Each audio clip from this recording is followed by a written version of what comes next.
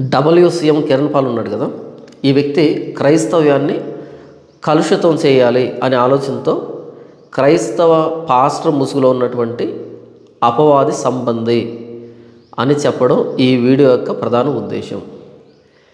ఎందుకు అంటే ఈ మధ్య ఈ కిరణ్ పాల్ ప్రవర్తిస్తున్నటువంటి విధానం, ఈ మధ్య కాదు ప్రారంభం నుంచి ఈ వ్యక్తి వైఖరి అలాగే ఉంది. అయితే అప్పట్లో అంతగా పట్టించుకునే వాళ్ళం కాదు ఈ వ్యక్తిని. అయితే ఈ మధ్య ఈ వ్యక్తి ఎక్కువ కనబడుతూ ఉన్నాడు, పట్టించుకోవాల్సి వస్తుంది. ఈ వ్యక్తి ఈ మధ్య ఎక్కడికో వెళ్ళాడు. ఆ మీటింగ్లో Q&A question and answer session ఏదో ఉంది. అందులో ఒక చెత్త ప్రశ్న ఈ వ్యక్తికి వేయడం జరిగింది. ప్రశ్న ఏంటి? చెత్త ప్రశ్న. దానికి రెండింతల పరమ చెత్త సమాధానాన్ని ఈ వ్యక్తి చెప్పడం జరిగింది. అడిగింది చెత్త ప్రశ్న, ఈ వ్యక్తి చెప్పిన సమాధానం పరమ చెత్త సమాధానం. ఇంతకు చెత్త ప్రశ్న ఏంటంటే, యేసు ప్రభులోనికి రక్తం ఎలా వచ్చింది, యేసు ప్రభు రక్తం ఎవరిది, మరియమ్మదా లేకపోతే దేవునిదా అనేటువంటి ఒక చెత్త ప్రశ్న. అసలు ఈ ప్రశ్న ఎక్కడి నుంచి పుట్టిందో ఎవరు పుట్టించారో నాకైతే తెలియదు. కానీ ఇప్పుడు నాలో ఉన్నటువంటి రక్తం ఎక్కడి నుంచి వస్తుంది? నాకు నా తల్లిదండ్రుల్లో నుండి వస్తుంది. ప్రభు అయిన యేసుక్రీస్తు వారు ఎలా పుట్టాడు?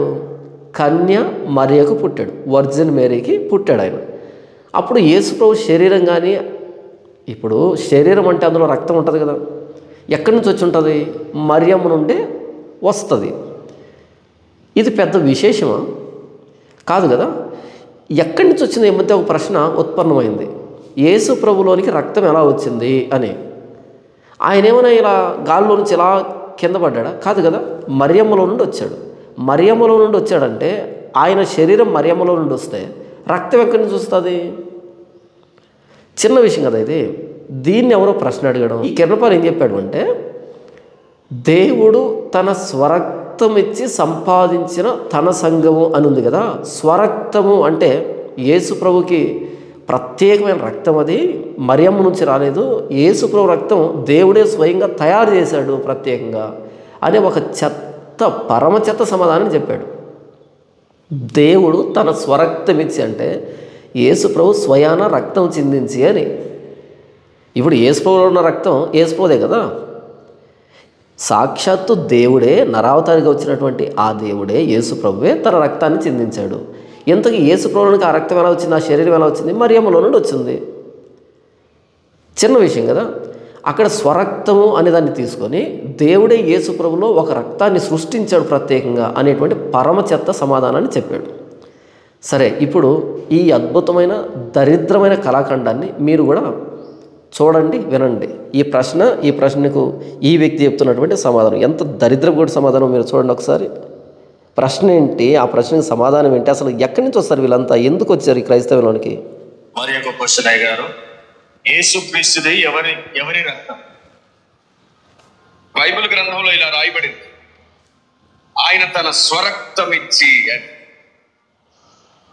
మీరు చెప్పండి, ఆదామును దేవుడు మొదటిసారి తయారు చేసినప్పుడు రక్తము ఎక్కడి నుంచి వచ్చింది? ఆయన సృష్టించాడు. అలాగే క్రీస్తులో కూడా ఆయనే రక్తాన్ని సృష్టించాడు. అది మరియ రక్తము కాదు, యోసేపు రక్తం అసలే కాదు. ఆయనే స్వరక్తం ఇచ్చి మనల్ని సంపాదించుకున్నాడని బైబిల్లో ఉంది. అది ఎవరి రక్తము కాదు, దేవుడే సొంత రక్తాన్ని సృష్టించాడు మన కోసం.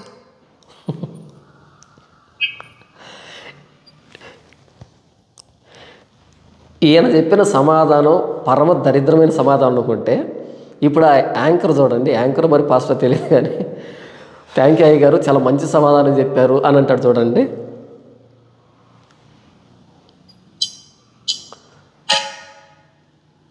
చక్కటి సమాధానం ఇచ్చిన అయ్య గారికి ప్రభునామమున వందనాలు. చక్కటి సమాధానం ఇచ్చిన అయ్య గారికి ప్రభునామమున వందనాలు అంట. ఏంటి ఆ సమాధానం ఇంతకీ? నిజంగానే ఒకంత జాలి వేస్తుంది ఈరోజు క్రైస్తవ్యాన్ని చూస్తూ ఉంటే. ఏ క్రైస్తవ్యాన్ని? ఇలాంటి చండాలపు ప్రశ్నను తయారు చేసుకున్నటువంటి వ్యక్తులు, దానికి పరమచండాలమైన సమాధానం చెప్పినటువంటి ఈ కిరణ్ పాలు, దాన్ని మరలా చక్కటి సమాధానం అని ప్రభునామానికి కృతజ్ఞత తెలియజేసినటువంటి ఇలాంటి చండాలపు వ్యక్తులు. సరే, మీకు విషయాన్ని చూపెడతాను. లూకా సువార్త 1వ అధ్యాయం. ఇందులో ప్రభువైన యేసుక్రీస్తు వారి జననాన్ని గురించి వ్రాయబడినటువంటి ఆ వచనంలో ఏమని రాయబడిందంటే 1వ అధ్యాయము 35వ వచనం, దూత పరిశుద్ధాత్మ నీ మీదికి వచ్చును, సర్వోన్నతుని శక్తి నిన్ను కమ్ముకొనును, కనుక పుట్టబోవు శిశువు పరిశుద్ధుడై దేవుని కుమారుడు అనబడును. సర్వోన్నతుని శక్తి నిన్ను కమ్ముకుంటుంది కాబట్టి పుట్టబోవు శిశువు పరిశుద్ధుడై దేవుని కుమారుడు అనబడును. పరిశుద్ధుడై దేవుని కుమారుడు అనబడును. ఇప్పుడు ప్రభువైన యేసుక్రీస్తు వారు ఎవరు అంటే పరిశుద్ధుడు, దేవుని కుమారుడు. దేవుని కుమారుడు అంటే ఆయన మొత్తంగా దేవుని కుమారుడే కదా.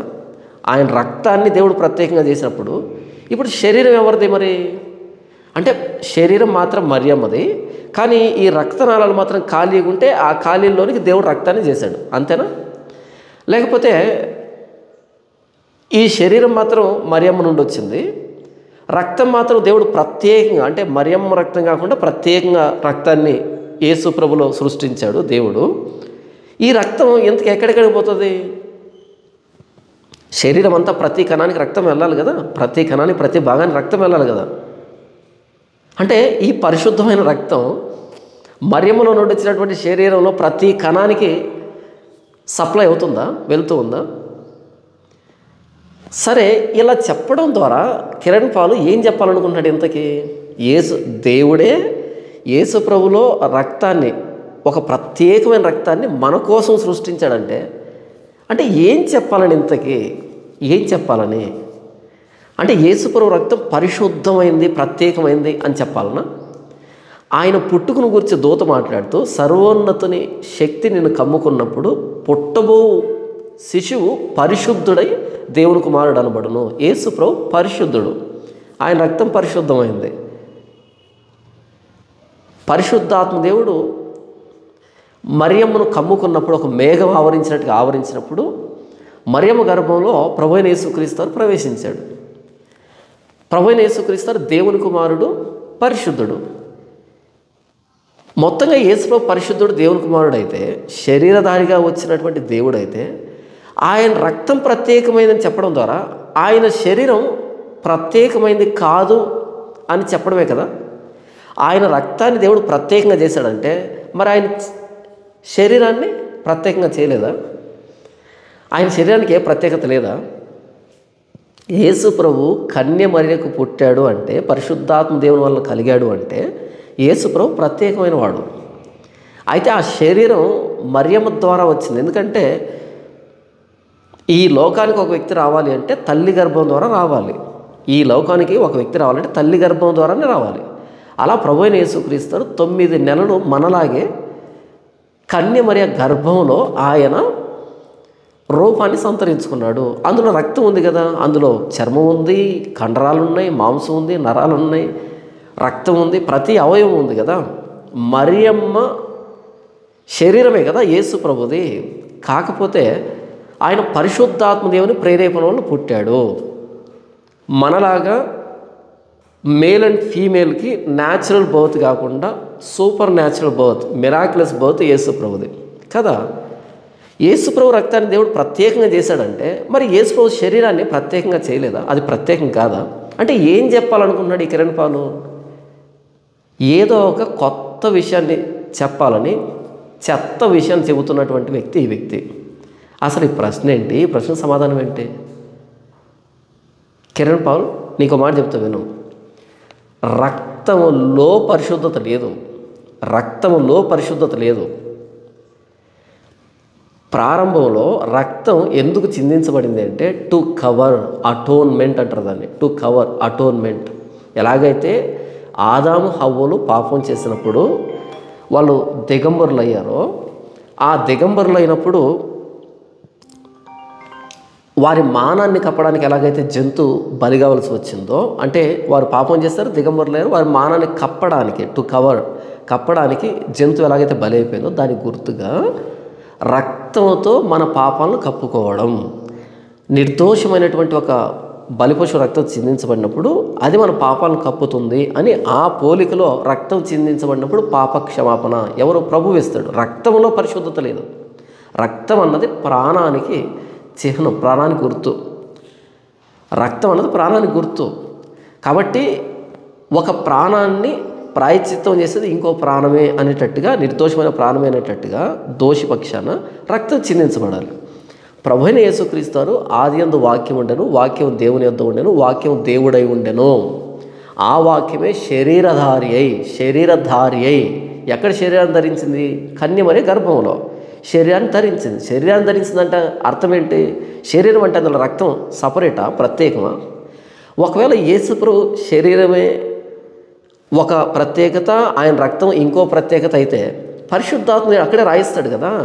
యేసుప్రభు రక్తం అన్నది మనలాంటి రక్తం కాదు, అది చాలా ప్రత్యేకమైనది, దేవుడు స్పెషల్గా చేశాడు ఆ రక్తాన్ని అని ఎందుకు రాయించలేదు పరిశుద్ధాత్మ దేవుడు? ఇన్ని సంవత్సరాలుగా ఎందుకని మనకు ఆ విషయం బైబిల్లో వ్రాయబడలేదు, సంఘ చరిత్రలు ఎక్కడ రాలేదు? ఎందుకని ఈ మధ్యనే ఇలాంటి చెత్త ప్రశ్నలు వస్తున్నాయి? ఆయన శరీరధారి అంటే శరీరంలో రక్తం లేదా? ఏం చెప్పాలనుకున్నావు కిరణ్ పాల్? ఏదో చెప్పాలనుకొని ఇంకేదో చెప్పి బైబిల్లో ఉన్నటువంటి విషయాన్ని ఎందుకు తప్పు త్రోవ పట్టిస్తున్నావు? నీ ప్రత్యేకత కోసం. నువ్వు ప్రత్యేకమైన వ్యక్తివనే కాదంటలేదు. నువ్వు అటు హైందవుడి కాదు, ఇటు క్రైస్తవుడి కాదు, అటు ఇటు కానటువంటి వ్యక్తివి నువ్వు. నీకు ప్రత్యేకత ఎప్పటి నుంచో ఉంది.